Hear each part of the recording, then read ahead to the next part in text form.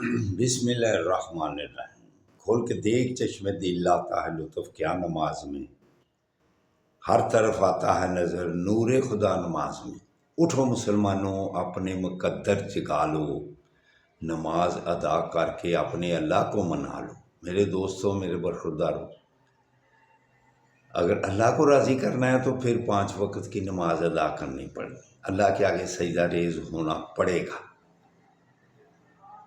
چھوٹے گناہ آقا صلی اللہ علیہ وسلم نے ارشاد فرمایا، صغیرہ گناہ خود بے خود ہی معاف ہوتے جاتے ہیں جب آدمی نماز پڑھتا ہے۔ فجر سے زور تک جو بھی گناہ ہوتے ہیں وہ اللہ جب رکوع میں جاتا ہے، سجدے میں جاتا ہے، اللہ معاف کرتا جاتا ہے۔ زور سے عصر تک پھر جو بھی ہوتے چھوٹے گناہ وہ بھی معاف ہو جاتے ہیں۔ پھر عصر سے مغرب تک، مغرب سے عشاء تک وہ ساتھ ہی اللہ معاف کرتا جاتا ہے۔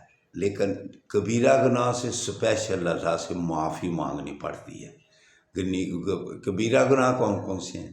شرک کرنا، کسی کو قتل ناجائز کرنا، اور قطع طلق کرنا جس کو ہم معمولی سمجھتے ہیں، جیسے کسی اپنے عزیز و اقارب سے مرن جیون ختم کر دینا، قطع طلق کرنا، یہ بڑے گناہوں میں آتے ہیں۔